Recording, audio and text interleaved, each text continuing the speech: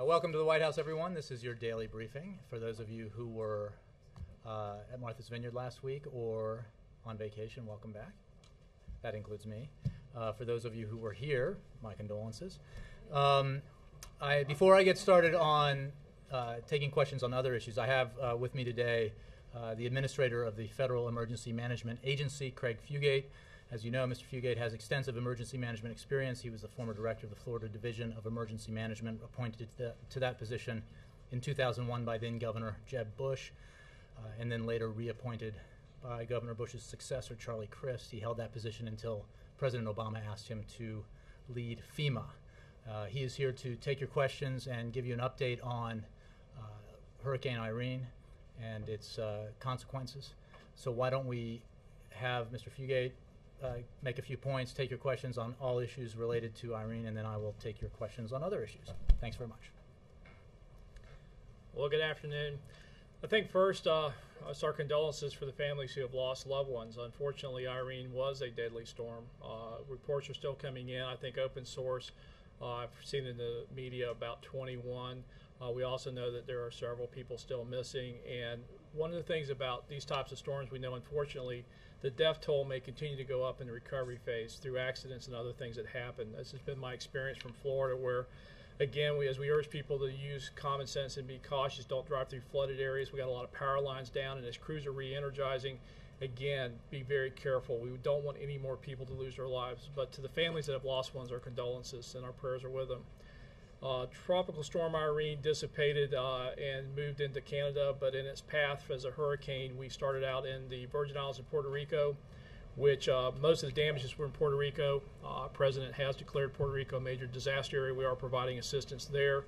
And then our attentions turned to the Carolinas as the storm began moving towards the East Coast.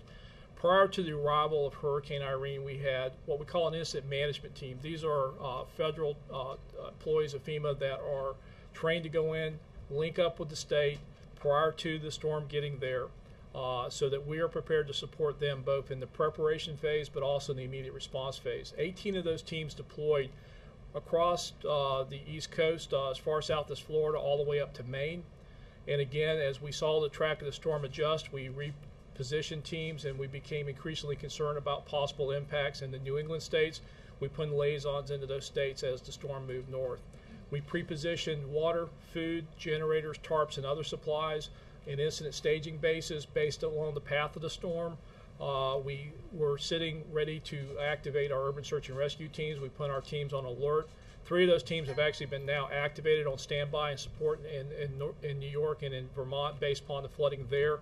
But again, a lot of the rescue operations are being conducted by state and local officials, National Guard, men and women that were called out by their governors, Coast Guard, and other rescue officials in those areas.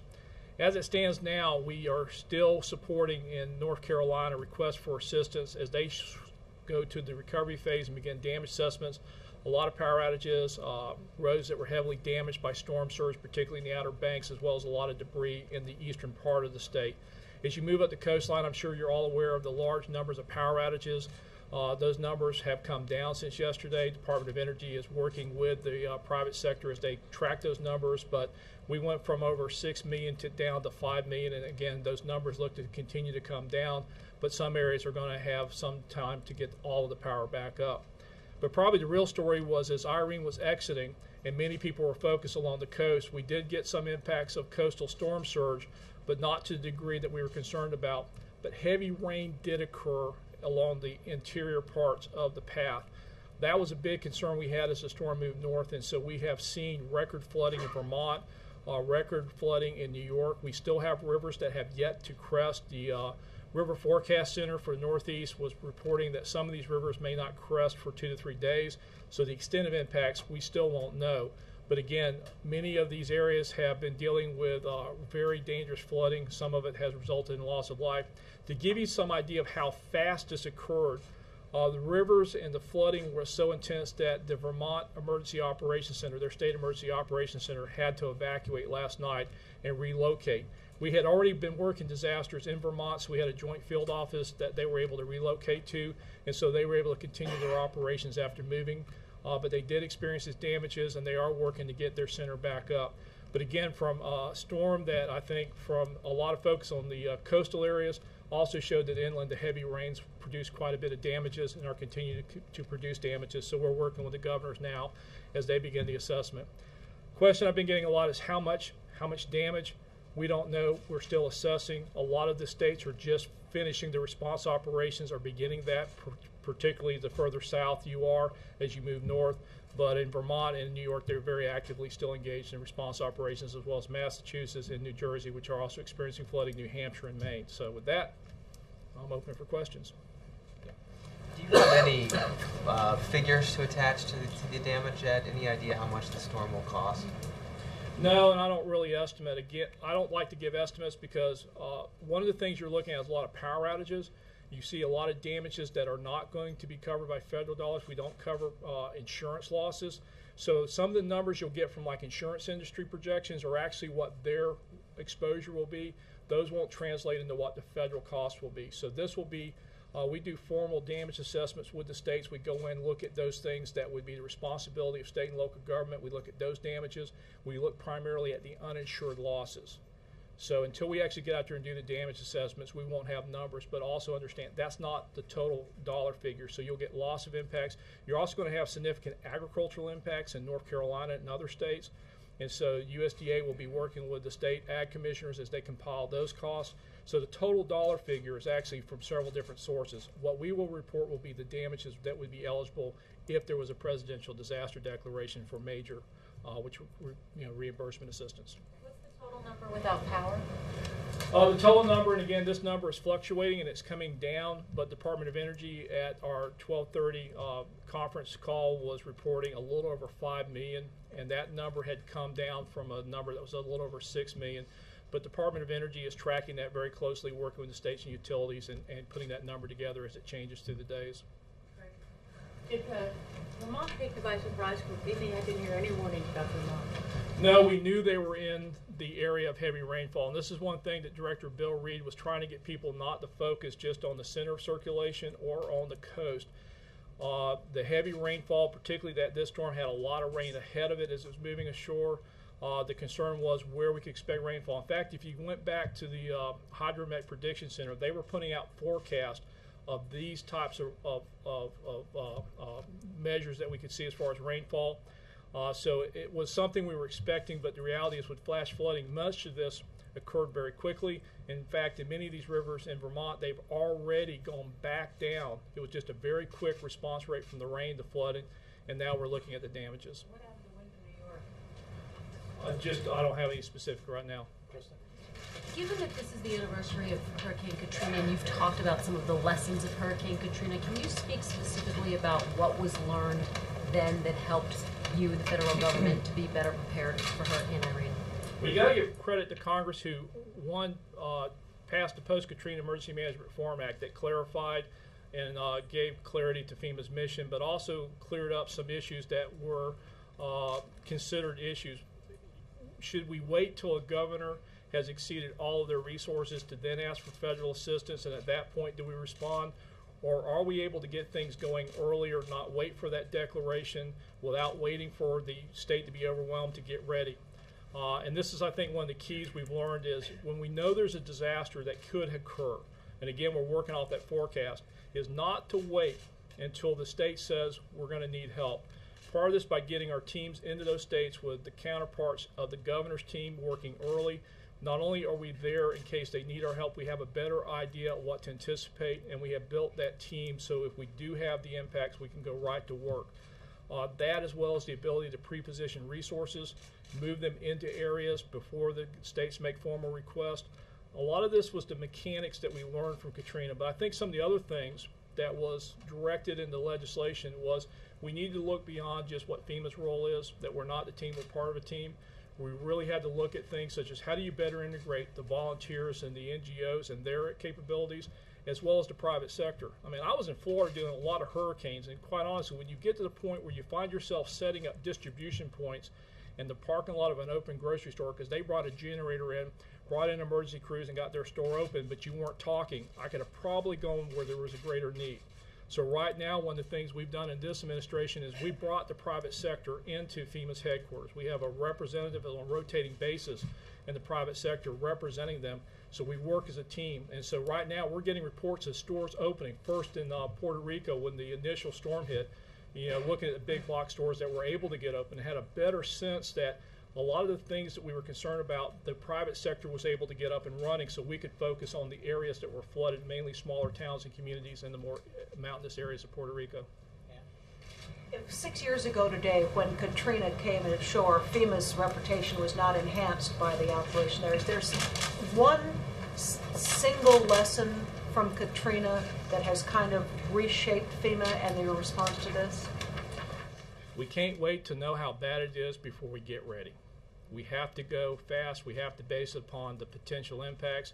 That's why we look at these forecasts we get from the Hurricane Center, and we make decisions based upon what the potential impacts could be. If you wait till you know how bad it is, it becomes harder to change the outcome. And how good was the forecast? Did you expect Hurricane Irene to be what she turned out to be? Was the forecasting good enough? The track of the forecast, I think they've looked back, and the National Hurricane Center will give you that update of what they saw, but I think the track was only about 10 miles off of where they actually thought it was going to come ashore. But the intensity of the wind speed, but that's something, I'm going to be honest with you folks, of all the things we know about hurricanes, the track forecast we have the greatest. We've seen the responses really improve that in my career, to where if this had been 10 to 15 years ago, Florida would have had to evacuate based upon this track. You remember seeing the satellite, how big that storm was and how close it was to the state of Florida? We would not have been able to not evacuate, but the science is that good on track. But where we know we still have a lot of work to do is intensity forecast, what goes up and goes down. Remember Hurricane Charlie in Florida? It went from a Category 1 in Cuba, crossing over, became a Category 4 in less than 24 hours. We've seen a lot of these storms, that the smaller storms, rapid intensification. We also see storms that weaken.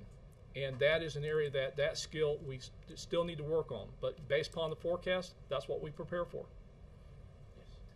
Looking at the current scenario, does Vermont need more federal resources? Again, the response phase, and we were talking to we have a conference call each day with all of the state directors that are impacted. The state director reported they have what they need. They're beginning to look at their damage assessments, and it is likely we'll be doing damage assessments with them to determine if they're going to need more assistance to recover. But in the response phase, they advised us they had what they needed, and they appreciate the fact we had resources standing by. April. Mr. Fugate, since you worked Katrina 6 years ago and this hurricane, what did you personally see the differences? Has the red tape actually been cut enough where you felt easier to be able to maneuver to get assistance to people this hurricane versus Katrina? You know, you talk about the processes and a lot of the mechanics behind it. I think in this administration, from my earliest events when I came on board, America Samoa, supporting USAID in Haiti, the floods in Tennessee, and obviously this year. The one thing that's been impressed upon me by the President is we go as a federal team and we bring all our resources together. I think there's a lot of things that when we do it as a team and we understand that you cannot have separate, you can't look at local government, state government, federal government, the volunteers, and the private sector as distinct entities and be successful. You got to look as a team. And so one of the things that's been impressed upon me, and the thing that we've learned and try to practice here, is we're not the team, we're part of a team. We have to bring all of our resources together. We have to work as a team. We have to be focused on the survivors, and the emphasis on speed to get there, get stabilized, to figure out what the next steps are without waiting to ask all the questions. Well, how bad is it? What do you need? We know generally in these types of events what most likely is going to be required. Let's get moving it. If we don't need it, we can turn it off. But you don't get time back in a disaster. Look at what was happening at Katrina in the first 72 hours. That once you got past that point, there was not much more you could do to change that outcome. And then things were just cascading one on top of the other. So would you say that 6 years ago people were working as a team? I think there was a lot of things at the federal level that Congress addressed in the Post-Katrina Emergency Management Reform Act that certainly made my job easier to work in that team environment. Carol? Do you have an exact figure on the amount that's left in the disaster relief fund? No, not today. I think earlier in the week we had gone below $1 billion and we're around 900, and I'm not sure what today's figure is. But that's one of the reasons why we implemented immediate needs funding, was to preserve funding for the existing disasters. This is one thing I want to make clear. We said we went to immediate needs funding, and a lot of people thought, well, the people that have been impacted by the tornadoes and floods, we're going to take that money away from them. The survivors that are eligible for assistance are still getting funds. Individual assistance programs were not affected by this, nor was any protective measures or any debris clearance or any project that had already been approved. The only thing that we have postponed is new projects that are permanent work that had not been started when we go into immediate needs funding. And that is to ensure that we still have funds to do this response, continue to meet the needs of the survivors of the previous disasters, as well as supporting the initial response to Hurricane Irene. So the criticism from Congressman Blunt out of Missouri is inaccurate? Well, again, for the individuals that we're helping, for the cleanup and for the emergency costs, we're continuing that. But for any projects that have not come in for approval, we're not going to be able to fund those at this point. We're going to postpone those. They're still eligible, but we won't be able to start new permanent work, such as permanent construction repairing damages from those tornadoes. Bill, if I could follow up on the money question. I mean, we've had the earthquake, we had the tornadoes, and now we've got this hurricane. Is there any risk of, do you have a bottomless pool of money for state assistance, or when do you run out? Well, that's one of the things we've been working on. That's why we went to immediate needs funding. There was too much unknown about Irene, and looking at how many states were going to be impacted. We knew, and we had actually knew that going into our end of the fiscal year, we were going to get close to the point where we would have to look at immediate needs funding at some point. Our goal was to continue to be able to respond to the open disasters and maintain enough reserves for the any new disasters until we get into the next fiscal year. But Irene was obviously something we felt it was just prudent. We weren't out of money, but we wanted to make sure we had enough money available to continue supporting the survivors from the past disasters, as well as start the response to Irene. Pool is $1 billion, and after that, you're done? No, we actually had more money earlier this year. We also had, the disaster relief fund is something that's an appropriation that we get. It's also something that, because of older disasters, we close out, we put money back in. But it is, we generally look at that when we get down to about $1 billion. We want to make sure that we can continue supporting the survivors for all the old disasters, as well as any new responses. Going into September being the peak part of hurricane season, and with Irene, we didn't want to get to the point where we would not have the funds to continue to support the previous impacted survivors, as well as respond to the next disaster. Okay. Thank you all very much. Thanks. Administrator Fugate, appreciate it. All right, thank you.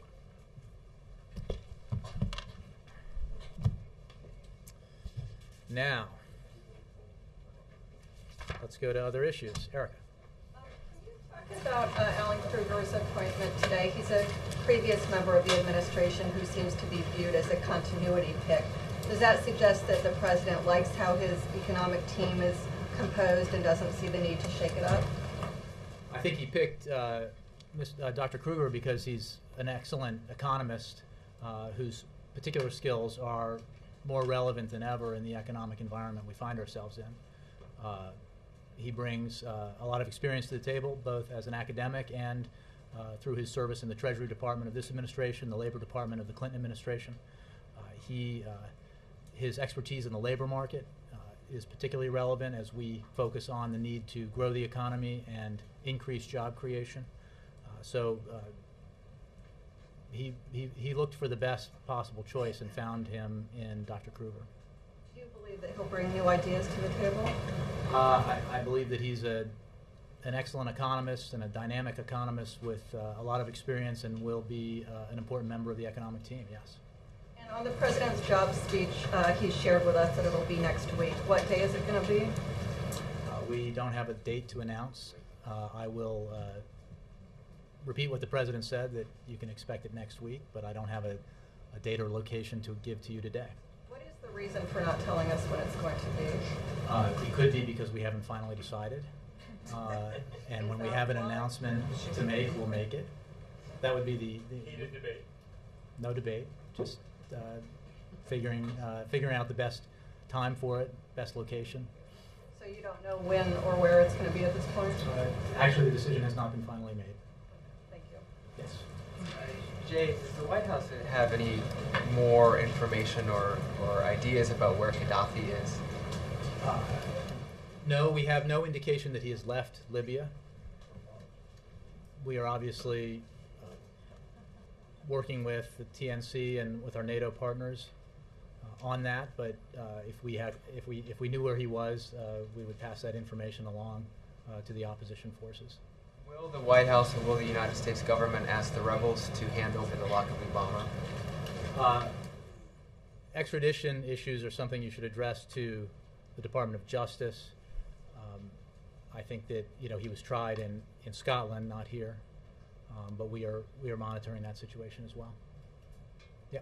On the scope of the jobs package, is this something that the White House thinks can have sweeping change on the employment picture of the United States?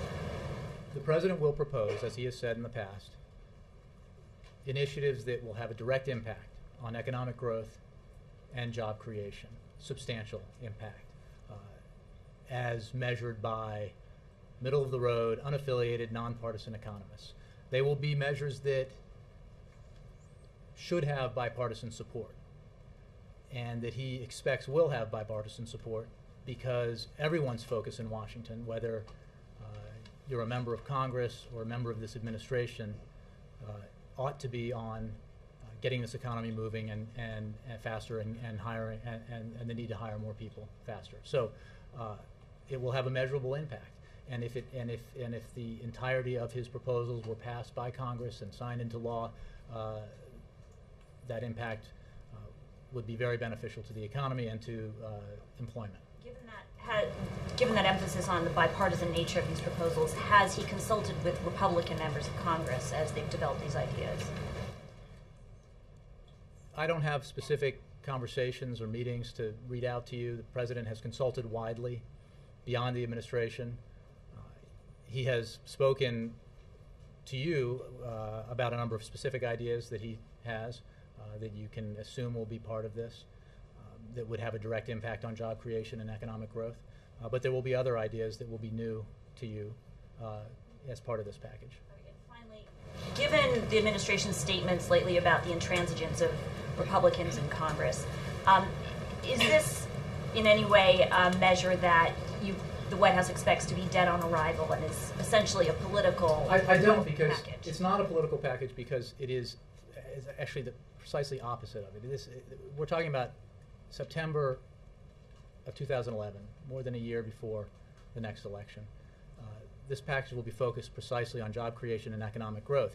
It will be made up of components that should have, based on historical experience, bipartisan support.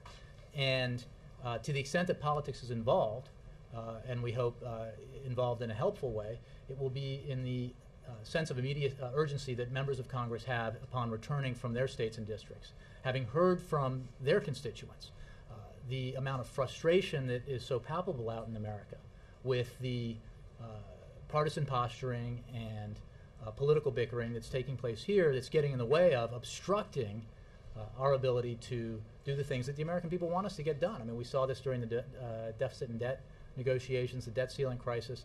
There's an enormous opportunity here to accomplish big things that the American people want accomplished, and it could be done in a bipartisan way, and that includes job creation measures, economic growth measures, and fiscal soundness measures. And our hope and expectation is that the members of Congress from both parties will come back with a heightened sense of urgency to put the American people ahead of party, ahead of politics, and to do something right for the economy. Yes? When will the President go visit any of the areas that have been hit by the hurricane? And I don't have a scheduling announcement for you at this point. I don't have an announcement of any of that nature to make. He put out a statement on Katrina 6 years later. Does he feel that the federal government is significantly better in its reaction now than it was 6 years ago? Well, I think Administrator Fugate addressed that and addressed it from firsthand experience, and I think his answer was yes, basically. But President Obama particularly, does he feel that on his watch, he did yesterday, he said if you need something, tell me about it. Mm-hmm. Does he really think that the federal government is in a keener position? He thinks that his administration has, from day one, tried to be proactively responsive in the case of natural disasters like hurricanes, floods, tornadoes, and that posture has been the right one to take. Others will judge whether or not FEMA's response, the federal government's response, has been adequate. We are certainly, the President is making sure that all resources available, all aspects of the federal family are focused on this, led by Administrator Fugate, and again, the assessments will be made by others. We have heard some positive ones, but as the President said yesterday, and as Administrator Fugate made clear today, this is not over. There are still impacts to be felt in certain states and a lot of recovery to be done. Yes. Nora. The President has given at least half a dozen job speeches already this year by CBS News count. What's different about this speech? Well, you make a good point in that the focus on jobs has been unbroken in this administration since the day he was sworn into office. The President was sworn into office in a month where the American economy experienced more than 700,000 jobs lost. Where that first quarter of 2009, the economy contracted at, I believe it's over 8% is now or maybe that was the fourth quarter of 08, but an incredible amount of shrinkage. So this has been the primary focus of this President and this administration since we came in January 2009. We are constantly looking at ways to continue to grow the economy and create jobs, and we obviously, for a variety of reasons, the economy slowed and experienced headwinds, and we have not been chipping away at unemployment at the rate that we need to be, and the President feels very passionately that we need to take new measures to ensure that the jobs are created and the economy grows. So your point is well made in that this has been a consistent focus of the President's, but that focus will not diminish at all in the coming months or years. I was asking a question, not making a point, but that his focus is unbroken on jobs, and yet unemployment is up 25% since the President took office. What's his record in terms of creating jobs? I understand that you're not making a point, Nora, but I think anyone... Jay, the question is, what's different in this new speech? What is going to be different? Well, I think you will see what the President proposes to enhance growth, enhance hiring, and you will judge then what's different about it, the new ideas that are contained within it, as well as ideas that you've heard about. But I think I can't let the premise go uncommented on when you talk about the amount of job loss in the time since the President was sworn into office. I don't think anybody, except the most fervent partisan, would suggest that the 8 million jobs lost because of this recession were lost because of actions that this President took. Those jobs were lost within the 4 months, in the months prior to his swearing in, his inauguration, and in the months thereafter. Since this President's economic policies had a chance to take effect, there have been more than 2 million private sector jobs created. The economy has grown, albeit not at a pace that satisfies him or any of us here in the administration. And that's just a matter of absolute record and fact, indisputable. The fact is that we inherited a terrible situation, a terrible economy, and an economy that threatened to become far worse than it did become because of the actions that this administration took with Congress in 2009. So, and perpetually since then in different measures that have been taken, as well as including December of last year. The President, and you've made the case that the President inherited this economy. When does it become his economy? Look, he's responsible every day for this economy. He absolutely understands that and makes it clear. And he's responsible for working directly and with Congress to take every measure possible to improve the economic situation in this country, to increase growth and job creation. But it has to be absolutely. He is not. What has to be clear when you phrase a question like that in the way that you did, it has to be clear the situation that we have been, the hole that we have been climbing out of as a country. Democrats, Independents, Republicans, Americans have all been climbing out of because of the terrible Great Recession that this country has endured. So he is on the job and responsible every day, and that's why he is to go back to your first question, why he is coming forward in the coming days with new proposals to further job creation and economic growth. Yeah. It appears the VFW is unhappy with the White House now over the decision to send the Deputy Secretary of Veterans Affairs to address the convention in Texas. Should they be? I'm not aware of that. Wendell, the national commander called it an insult of the highest magnitude. Members are not getting a first-tier speaker from the administration. I'll have to take that question. As you know, the president has a speech tomorrow. But I don't have any specific response to that. There's no political connection here because Rick Perry is also addressing the same convention. I hardly think so, since we make scheduling decisions like this well in advance. No. Yes. Given that Dr. Kruger has been a part of the administration before, how confident are you that he will be confirmed? Well, we think it's absolutely essential that Congress act quickly to confirm Dr. Kruger, precisely because of the importance of the economy, the need to take measures to grow the economy and create jobs. So we expect that Congress will do that and will act quickly. And it is also true that he has been confirmed in the past. So within the last few years as a member of this administration. So we're optimistic that his confirmation will be speedy. And I noticed we didn't hear from him today. Do you know how soon he'll be made available to do interviews or speak to the public? I don't, but except I would say that as a matter of normal course, nominees do not take questions from the press or give interviews in the process during the process of their being nominated. And in fact, the president today signaled his intent to nominate. I think the formal nomination takes place once Congress is back. And I know I was on Martha's Vineyard. We talked about the fact that the president was working on his jobs plan while he was on Martha's Vineyard. At this point, is he finished with his jobs plan? He is still having conversations and meetings as he works to finalize his plan. So the answer is no, he's not complete with that process. The process continues, and decisions, aspects of it still need to be decided. Any chance he'll be bringing on any new senior staff members during this period while he's working on his jobs plan, this period of transition? Not that I'm aware of. I mean, I did within what, I mean, it's a big administration, so I don't know. Did you have anybody in mind? No, but I mean, just is he thinking about bringing on anyone new?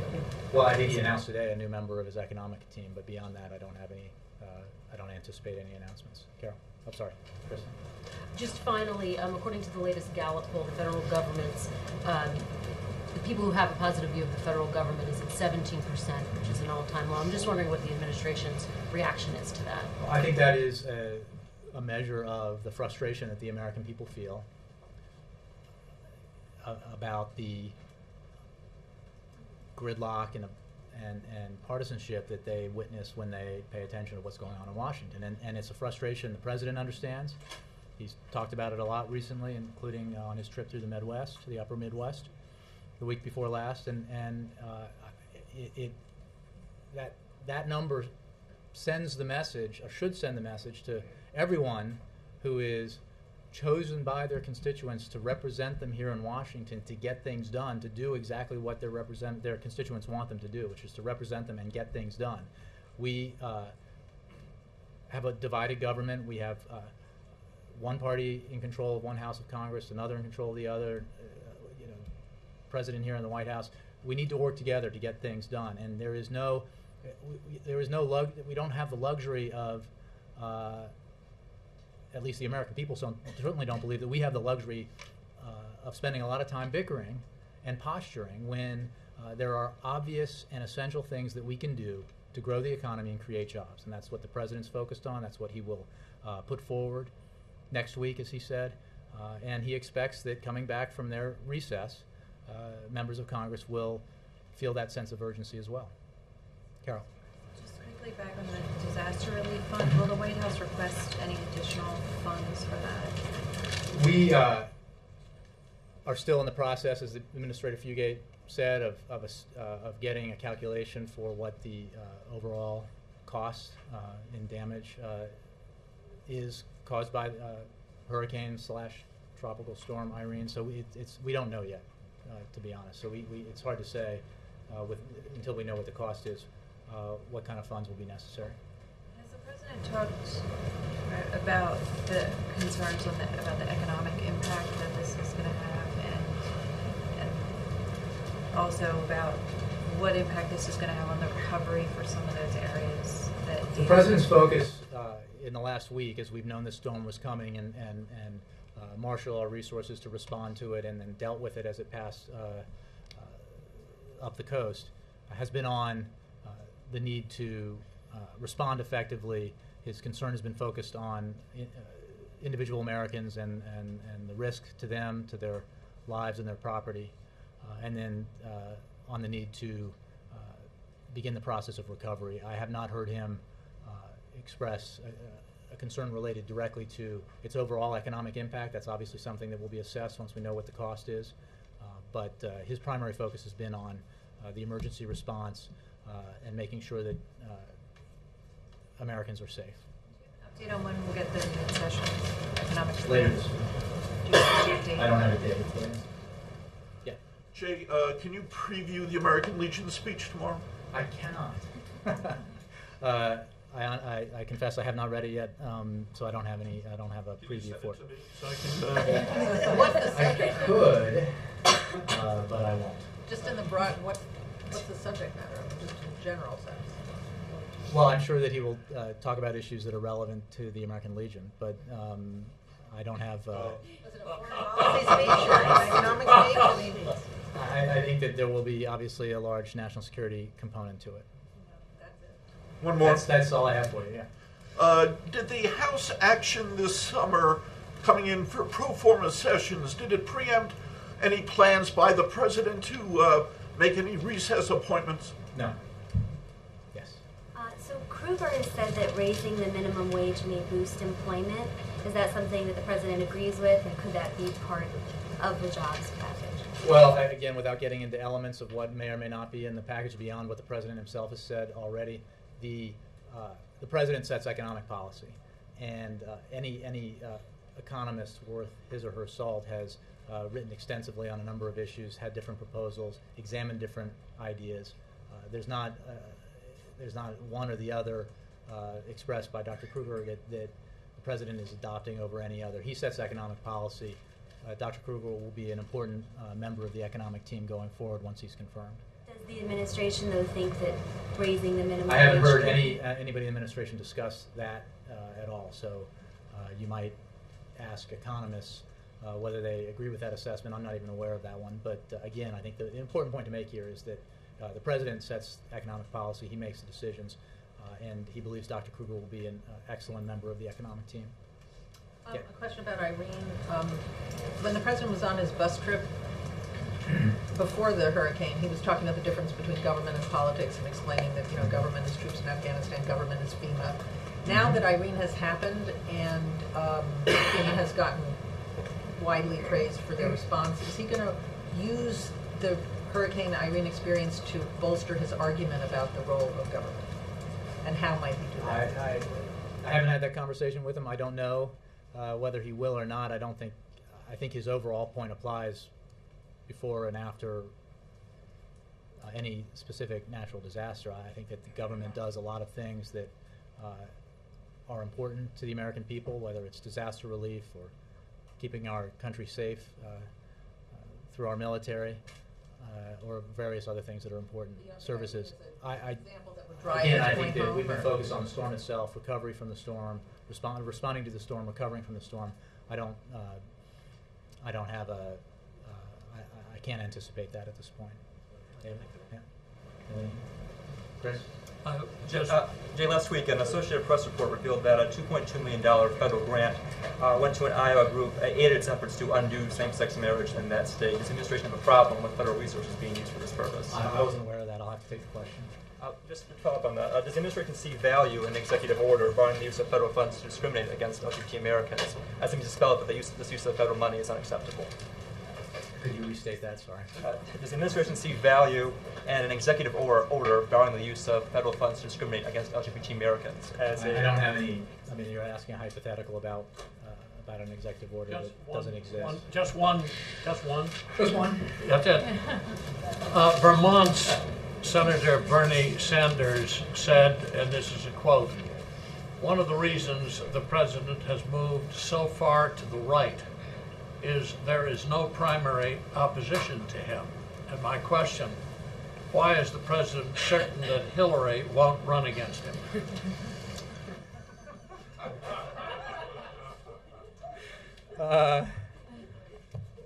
You win the award for originality today. The president's focused not on any election. He's focused right now on doing his job to grow the economy, create jobs, ensure that Americans who are in the path of this hurricane are taken care of. I understand. That's what he's focused on. So you're he has running away from this question. I mean, can you guarantee that? I mean, are you sure that Hillary is not going to run? You'd have to ask her. We're fairly confident that we need to focus on the task at hand. Jay? Carrie? In terms of the jobs package, can you say how much it might be worth, tens of billions of dollars or hundreds of billions of dollars? Good. Look, the president, again, I don't have specifics for you, or I don't have specifics I will give you today on what the president will propose. You've heard some of the ideas that are likely to be part of it. There will be other ideas that you have not heard. I anticipate that. I don't have figures for you, or I'm not going to preempt the president by putting that forward. And the new nominee for CEA, can he have any, since he's just a nominee now, can he have any role, or has he had any role in the jobs deliberations, either before the nomination today or through? Well, he's not had any role up to now. You know, he's been in at Princeton University since he left the administration, the Treasury Department, and my understanding is the way this process works that he will not have a role until he's confirmed. I can check that on you, but that's my understanding. Yeah. Jay, is New Orleans a special case city 6 years out, or is it an American city that still has challenges? A regular American city? Well, I think New Orleans is a unique city in many ways, and that are separate and apart from what happened to New Orleans during because of Hurricane Katrina. I'm not sure what specifically your question goes to. I think that it was an historically terrible hurricane with historically disastrous after effects, and that's how it's viewed by this administration, even this many years after. And also, last week with the earthquake, we never got word about if this White House actually was shaken, if anything happened. Could you give us a readout on the earthquake effects here at the White House? I'd have to get back to you. I wasn't here. I did get a phone call in the middle of the night where I was to learn about it. But my understanding is that for those who were here, I have friends who were in Washington. You could definitely feel it here. But I believe the Secret Service, there was an evacuation. Assessments were made that everything was fine and people came back. Did anything happen structurally to the building? That's what not that I'm aware of. Yeah. Those new glasses? They are the better to see you with. Do we look any better or worse? You guys look great, actually. You seem people seem to have gotten a little. I needed as the ravages of age have taken their toll. I needed a new prescription, so I threw in new frames as well. But I'm glad. Really, I thought they were sort of retro nerdy. No. You look like Clark Kent. You look like. I like that. You look like Clark Kent. Victoria. Within a couple of minutes of the president's announcement this morning, the RNC was putting out talking points, pretty much portraying Alan Kruger as a wild-eyed liberal, sort of leaning towards Lenin. And so what I'm wondering is, why would you think that the Republicans in the Senate would be wanting to confirm him, particularly considering how much gridlock there already is in the Senate with confirmations? Well, having confirmed them before, that might be one reason. But another reason might be the assessment of former chair of the Council of Economic Advisors under President George W. Bush, Greg Mankiw. Kruger, he said, is a, quote, excellent choice. And he endorsed the forthcoming announcement as an excellent choice by President Obama. Another endorsement came from President Reagan's CEA chair, Martin Feldstein.